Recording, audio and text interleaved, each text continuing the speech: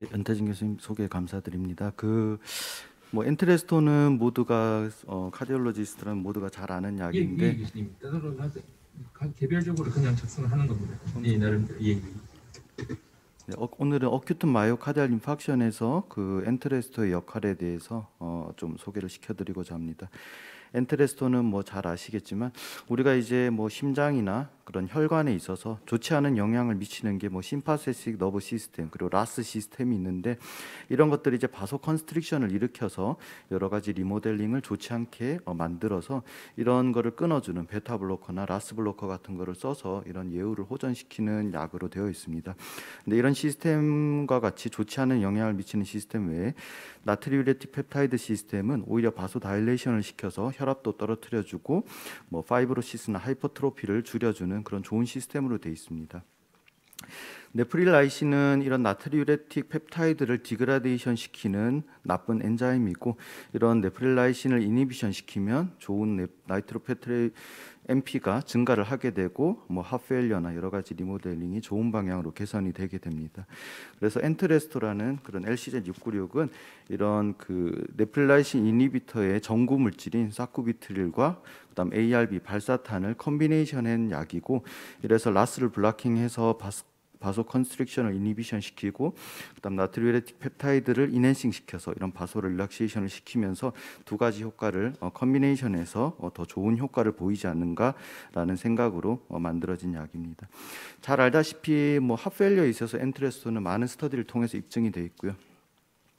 2014년도에 파라다임 하트 페일리어가 첫 번째 스터디인데 EF 40% 이하의 그런 리듀스드 이젝션 프랙션의 리아 클래스 2에서 4의 8,400명 정도의 환자를 대상으로 그런 엔트레스토와 에날라프릴 맥시멀 도즈를 비교를 해봤는데 뭐 프라이머리 아웃컴으로 CV 데스랑 핫페일리어에 의한 호스피탈라이제이션을 비교를 해봤습니다.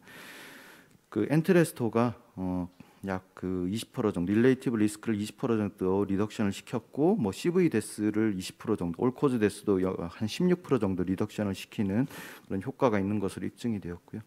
파이오니어 하트 페일리어는 아까 그런 파라다임 하트 페일리어는 크로닉 하트 페일리어 그러니까 스테이블한 크로닉 하트 페일리어였고 파이오니어 하트 페일리어는 그런 어큐트 디컴펜세이티드 하트 페일리어에 대해서 치료를 비교한 겁니다. 그래서 환자가 디컴펜세이션이 돼서 입원을 하면 조금 스테이빌라이제이션이 되면 볼륨 컨트롤이 되고 그러면 엔트레스토 200 BID와 에날라프릴 10mg BID를 또 비교를 했고 이거는 이제 프로 BMP를 베이스라인과 4주 8주를 각각 봤는데 그 엔트레스토 그룹에서 아주 프로 BMP가 더 유의하게 떨어지는 것을 관찰할 수 있었고요.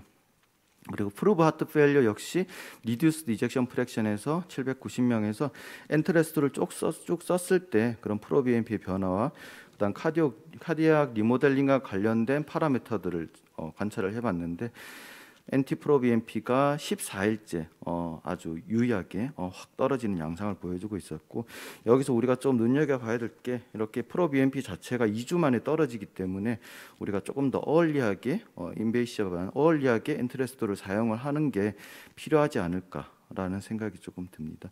그 외에 뭐 이젝션 프랙션도 9.4% 가까이 증가하고 엔드 다이스톨 볼륨 인덱스, 엔드 시스톨릭 볼륨 인덱스도 좋은 방향으로 보여주고 있었습니다. 뭐 다 좋은 성공한 스터디만 있는 건 아니고 뭐 이벨리에이트 핫 페일리어라고 해서 리듀스드 이젝션 프랙션 환자에서 또 1대1로 매칭을 해봤는데 좀 특이하게 그런 벤트리큘라 로드와 카디악 퍼포먼스의 키 디터미넌트인 센트럴 아우틱 스티프니스를 좀 관찰을 해봤는데요. 조금 그 스티프니스가 조금 엔트레스토 그룹에서 좋아지는 경향이 약간 있긴 한데 그 성공한 스터 네거티브로 나왔고요.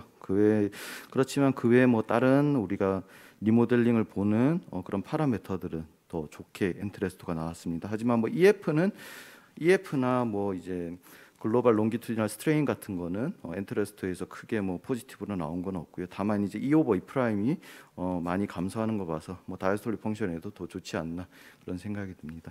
하지만 이제 EF 관련해서 뭐 메타 아날리시스를 한 거 보면은 전반적으로 엔트레스토를 썼을 때 그런 리듀스드 EF 환자에서 그런 시스톨릭 펑션 개선도 효과가 전반적으로 있는 것으로 그렇게 결론이 내려져 있는 상태고요. 그래서 2016년 ESC 가이드라인에도 클래스 1 ACC 가이드라인에도 클래스 1으로 되어 있고요. 그 유럽에서 이제 익스퍼트 컨센서스에서는 어큐트한 그런 뉴온셋 하트 페일리어나 디컴펜세이티드 하트 페일리어에서는 AC 이니비터나 ARB보다 더 먼저 선택을 할 것을 고려를 하라고 돼 있고요. ACC에서도 익스퍼트 컨센서스에서 더 먼저 사용을 할 것을 고려를 하라고 돼 있습니다. 그럼 이제 리듀스 리젝션 프랙션에서는 뭐 좋은 건 입증은 됐는데 프리저브 리젝션 프랙션 가지고 대상으로 연구를 했던 파라곤 하트 페일리어 EF 45% 이상의 니아 2에서 4 환자들 4,800명을 대상으로 했을 때 아주 뭐 그럴싸하게 그림은 약간 엔트레스토가 이런 하트 페일리어로 인한 허스피탈라이제이션과 CV 데스를 줄이는 것으로 조금 경향성은 있는데 안타깝게도 보더라인에 걸려서 네거티브 결과가 나왔습니다. 그렇지만 뭐 중요한 건 이제 데스인데 CV 데스가 전혀 차이가 안 났습니다. CV 데스의 차이가 없어가지고 프리저브드 이젝션 프랙션의 하트 페일리어에서의 그런 엔트레스트 역할은 사실 조금 오리무중에 빠져버렸고요. 우리 그 CMC의 최익준, 임성민 교수님 연구팀이 퍼블리시한 논문인데 그런 실제적으로 PCI를 한 코로너리 아테리 디지즈 환자에서 그런 레트로스펙티브하게 네프릴라이신 그런 그 컨센트레이션과 그런 클리니컬 아웃컴을 비교를 해봤더니 사실 크게 영향은 없었습니다. 근데 단 하나 서브그룹에서 이젝션 프랙션이 40% 미만인 그룹에서는 올 코즈 데스가 네프릴라이신 농도가 높은 그룹에서 좋지 않았습니다. 그걸 봤을 때 왠지 앞에 연구 결과와 일맥상통하는 그런 결과가 아닐까라는 생각이 됩니다. 이제 AMA 환자도 사실 비슷한 개념인데요. 어큐트 MI가 오게 되면 그런 카디악 마이오사이트나 익스트라셀룰라 매트릭스 데미지가 오게 되고 이제 카디악 리모델링이 들어가는데 이게 뭐 시스테믹 뉴로 호르몬이나 이런 것들이 오버 액티베이션 되고 아포프토시스, 파이브로시스, 하이퍼트로피가 오면서 결국 안 좋은 방향으로 부적절하게 리모델링이 오면은 환자는 더 LV 펑션이 나빠지고 더 신부전으로 진행을 하게 됩니다. 그래서 이거를 막아야 되는데 뭐 잘 알듯이 이런 심파세틱 너브 시스템을 막는 베타 블로커, 라스 블로커를 RAS 시스템을 막는 라스 블로커를 써서 막아주고 또 이제 하나 우리가 그런 네프릴라이시 이니비터를 통해서 이런 MP 시스템의 더 그런 효과를 증대시켜 주면서 그런 리모델링을 억제하는 것을 기대해 볼 수 있습니다.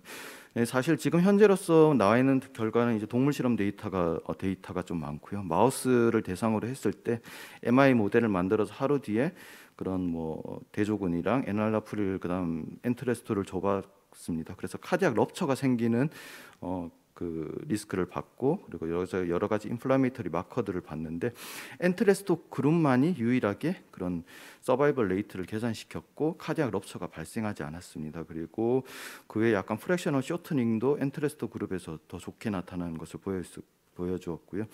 뭐 자세한 뭐 이런 것들은 자세하게 모르지만 이런 인플라메이터리 마커, 인터루켄이나 뭐 MMP 같은 것도 뭐 다 그런 건 아닌데 일부에서 엔트레스토를 사용했던 그룹에서 이런 인플라메이터리 마커들이 현저하게 낮게 나타났습니다. 그래서 이런 마우스 모델에서 봤을 때 이런 인플라메이션 마커나 이런 MMP들을 익스프레션을 줄임으로써 그런 데미지를 줄이게 되고 카디악 럽처의 리스크를 줄이지 않나 그렇게 볼 수 있습니다. 이제 2018년도에 그 토끼를 대상으로 이제 실험을 했는데 이게 이제 근본적인 그런 마지막 그 동물 실험이 아닌가 싶습니다. 그래서 45분 동안 이스케미아를 유발해서 MI 모델을 만들었고요. 그래서 리퍼퓨전을 해서 세 개의 형태의 그런 암을 봤습니다. 첫 번째는 그 리퍼퓨전 시킨과 동시에 그런 엔트레스토와 ARB를 투여해서 그런 72시간 동안 어떤 이벤트가 발생하냐 어큐트 페이지를 관찰한 게 있고 10주 동안 약물 치료를 지속해서 이게 과연 핫페일리어가 프리벤션이 되냐를 관찰한 프로토콜이 있고요. 또 이제 MI 모델을 만들었다가 리퍼퓨전 시켜놓고 이젝션 프랙션이 40% 이하로 떨어질 때까지 기다렸다가 그때 약을 썼을 때 이게 EF가 좋아지냐를 보는 그런 세 가지 프로토콜로 진행을 했습니다. 첫 번째 어큐트 페이지에서 이런 엔트레스토나 발사탄 모두 다 그런 임팍 사이즈도 유의하게 줄였고요. 트로포닌 레벨도 더 유의하게 줄였습니다. 하지만 EF에 있어서는 그런 엔트레스토만이 유일하게 프리졸브를 시켜주고 나머지 발사탄은 EF가 떨어지는 모습이 관찰이 되었습니다. 그래서 아까도 그랬지만 이렇게 어큐트 페이지에서 엔트레스토를 썼을 때 그런 EF를 프리졸브 시켜주는 역할이 분명히 있으면은 사실 어큐트 MI에서 환자 그런 리바스큘러라이제이션을 시켜주고 엔트레스토를 빨리 쓰는 게 효과가 있다라는 그런 생각이 듭니다.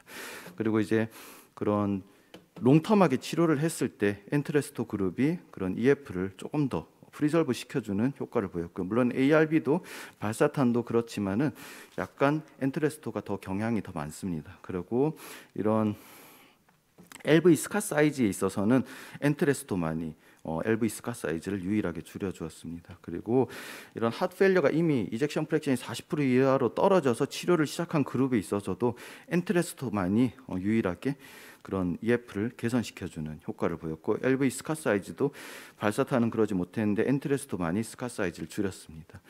그래서 사실 이제 휴먼 스터디는 뭐 우리 파라다이스 MI 스터디가 이미 진행이 되고 있는데 아직 결과가 안 나온 상태이기 때문에 뭐 중국에서 몇 분들이 연구를 하셨더라고요. 그래서 EF 45% 이하인 그 뭐 안테리얼 스테미 137명을 대상으로 그 에날라프릴과 엔트레스토를 비교를 해봤더니 EF도 그 엔트레스토 그룹에서 조금 더 높았고 그리고 뭐 그런 여러 가지 파라미터들, 바스큘라 리모델링을 보여주는 파라미터들이 조금 좋게 나왔습니다. 물론 N터미널 프로BNP도 엔트레스토에서 더 좋게 감소하는 것을 보여주었고요.